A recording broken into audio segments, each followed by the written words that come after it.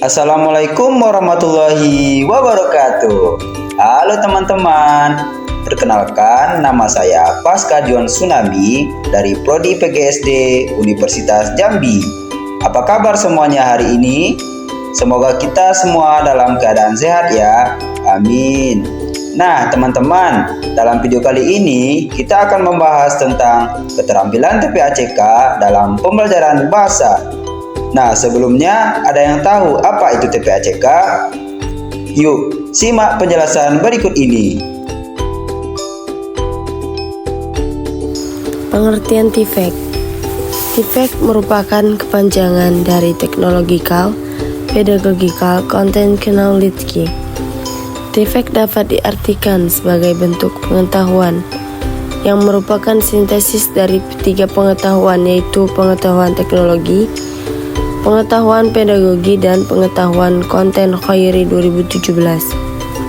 Maulina 2021 menyatakan bahwa TPACK pertama kali diperkenalkan oleh Khoilir dan Misra pada tahun 2006 sebagai salah satu framework yang mengintegrasikan antara pengetahuan teknologi, technological knowledge, pengetahuan pedagogi atau pedagogical knowledge, dan pengetahuan content knowledge dalam sebuah konteks pembelajaran untuk menggambarkan bagaimana pemahaman pengajar terhadap teknologi pembelajaran yang dihubungkan dengan kemampuan pengetahuan, pedagogi, dan materi yang dimiliki untuk menghasilkan pembelajaran yang efektif. TPACK seperti yang dikatakan para pakar yaitu Harrington, Driscoll, Justin Browning, dan Nice, terdapat sebuah fokus tentang bagaimana pengetahuan tentang teknologi, pedagogi, dan konten dapat disatukan dalam sebuah pembelajaran yang nantinya menjadikan pembelajaran yang efektif dan berhasil dalam sebuah konteks pembelajaran yang meliputi bagaimana penggunaan teknologi sebagai alat bantu pembelajaran, bagaimana cara guru mengajarkan materi ajar dengan menggunakan model dan metode yang tepat dan kreatif, dan apa saja substansi materi yang akan dipelajari Triyono 2020. Berdasarkan definisi dari beberapa para ahli tersebut dapat disimpulkan bahwa technological, pedagogical, content knowledge atau TPACK merupakan gabungan dari tiga unsur penting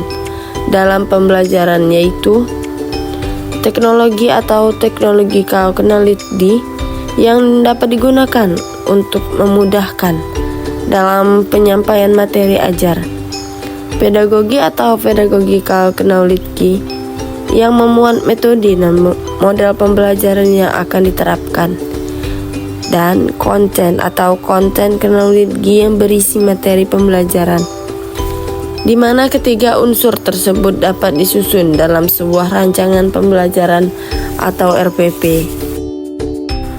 B. Komponen TPACK. Menurut Misra dan Khoilir, terdapat tiga komponen pengetahuan penting yang harus dimiliki sebagai pendidik, yaitu penguasaan materi bidang studi yang sesuai dengan kurikulum, penguasaan pedagogi dan teknologi yang digambarkan dalam sebuah kesatuan yang saling terikat satu sama lain. Dalam skema TPACK terdapat hubungan antar komponen utama yang saling beririsan antara pengetahuan teknologi TK, pengetahuan pedagogi VK, dan pengetahuan materi ajar CK yang berpengaruh dalam pembelajaran. Dari penjelasan tersebut dapat disimpulkan bahwa terdapat 7 komponen pada technological, pedagogical, content knowledge atau TPACK. Yang pertama yaitu technological knowledge atau TK, merupakan pengetahuan bagi calon guru dan atau guru mengetahui teknologi, software, atau aplikasi yang dapat digunakan untuk pembelajaran Sintawati 2019. Yang kedua yaitu pedagogical knowledge atau VK, adalah pengetahuan tentang teori belajar, mengajar yang terdiri dari proses, tujuan, strategi, metode dan model pembelajaran, penilaian dan lainnya. Selain itu juga terdiri dari pengetahuan dalam mengelola kelas, mengenali karakteristik siswa dan pengembangan rencana pembelajaran LVV. Yang ketiga yaitu Content Knowledge atau CIKA, merupakan pengetahuan tentang materi ajar yang akan dipelajari oleh siswa dan guru harus menguasai materi tersebut secara luas dan mendalam agar dapat disampaikan dan diterima dengan benar oleh siswa. Yang keempat yaitu Technological Pedagogical Knowledge atau TVK, merupakan pengetahuan tentang beragam teknologi yang dapat digunakan dalam pengajaran dan teknologi yang digunakan mampu mengubah cara guru dalam mengajar. Yang kelima yaitu Technological Content Knowledge atau TCK, merupakan pengetahuan tentang hubungan antara teknologi dan konten materi. Pengetahuan yang baik tentang teknologi akan berdampak baik pula pada kemampuan untuk menyampaikan materi dengan baik sehingga mudah dipahami oleh siswa dan guru dapat mudah menentukan media yang tepat untuk menyampaikan materi yang akan diajarkan. Yang keenam yaitu Pedagogical Content Knowledge atau PCK. PCK merupakan pengetahuan tentang bagaimana guru dapat menentukan metode dan strategi pembelajaran yang tepat untuk mengajarkan suatu materi sehingga dapat menciptakan pembelajaran bermakna bagi siswa karena dapat menerima materi ajar dengan cara yang berbeda dari guru sehingga mudah dipahami oleh siswa. Yang ketujuh yaitu Technological Pedagogical Content Knowledge atau TVK. TVK merupakan pengetahuan yang dibutuhkan guru dalam memanfaatkan teknologi secara tepat ke dalam kegiatan pembelajaran berbagai konten materi, serta mampu mengajarkan materi menggunakan teknologi dan metode pedagogi yang sesuai.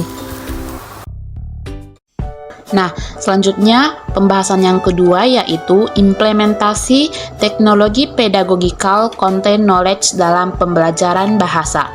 Implementasi TPEK pada pembelajaran merupakan kegiatan pembelajaran yang dilakukan oleh guru untuk mencapai tujuan pembelajaran dengan mengintegrasikan pengetahuan teknologi, pedagogik, dan konten yang disusun menjadi sebuah satu kesatuan yang dituangkan dalam rancangan pembelajaran atau yang biasa kita sebut dengan RPP.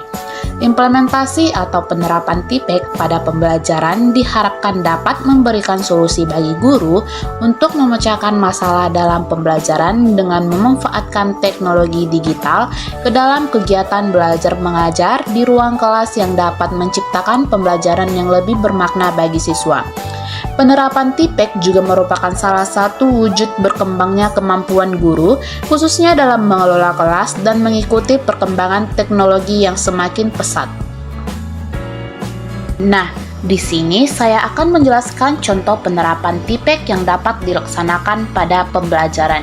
Di sini terdapat 7 komponen TPEK, yaitu yang pertama ada technological knowledge. Contoh penerapan komponen ini di sini guru mampu mendesain media pembelajaran dan bahan ajar menggunakan beberapa contoh software seperti Microsoft Word, Microsoft PowerPoint, Adobe, dan lain-lain. Selain itu, guru mampu mengakses internet, menayangkan bahan ajar dalam bentuk PPT menggunakan LCD proyektor. Contohnya, guru menggunakan media berupa video pembelajaran yang ditayangkan melalui proyektor. Yang kedua ada komponen pedagogical knowledge. Contoh penerapannya, guru mampu menentukan pendekatan, model, metode, dan strategi pembelajaran yang tepat untuk menyampaikan materi ajar dan menciptakan pembelajaran yang bermakna. Contohnya di sini, guru menerapkan model pembelajaran problem based learning atau yang disebut dengan PBL. Pada tema 7, subtema 4 pembelajaran 1 dengan beberapa metode seperti tanya jawab, pengamatan, dan diskusi dengan media konkret dan video pembelajaran. Komponen yang ketiga ada content knowledge. Di sini contoh penerapannya, guru menguasai materi ajar yang akan disampaikan dengan referensi terbaru dan mampu menghubungkannya dengan lingkungan sekitar. Komponen yang keempat ada technological pedagogical knowledge. Di sini, guru dapat melaksanakan model pembelajaran blended learning di era pandemi COVID melalui berbagai macam platform digital seperti Zoom Meeting, Google Meet, atau yang lainnya. Komponen yang kelima ada technological content knowledge. Di sini contoh penerapannya, guru mampu mengembangkan materi ajar berbasis digital dalam bentuk flipbook agar dapat diakses siswa setiap saat dengan menggunakan aplikasi berbasis online seperti AnyFlipbook. Selain itu, guru juga dapat membuat media pembelajaran berupa video atau yang lainnya untuk menjelaskan materi yang bersifat abstrak. Selanjutnya ada komponen yang keenam yaitu pedagogical content knowledge. Contoh penerapannya itu guru mampu menggunakan analogi dalam pembelajaran dan memberikan contoh faktual dalam kehidupan sehari-hari berdasarkan materi yang sedang dipelajari. Contohnya guru menerapkan metode eksperimen untuk menyampaikan materi perubahan wujud benda agar siswa lebih mudah memahaminya. Dan yang terakhir ada technological pedagogical content knowledge. Contoh penerapannya dalam pembelajaran, guru di sini harus menerapkan model pembelajaran PBL pada pembelajaran daring yang menggunakan platform Google Meeting berbantuan media video pembelajaran dan LKPD berbasis digital berupa live worksheet pada kelas 2, tema 7, subtema 4, pembelajaran 1 tentang kebersamaan di tempat wisata. Pembahasan selanjutnya yaitu implementasi TPACK dalam penilaian bahasa. Nah, implementasi TPACK dalam penilaian bahasa di sekolah dasar dapat dilakukan dengan cara yang sederhana dan mudah diimplementasikan oleh guru.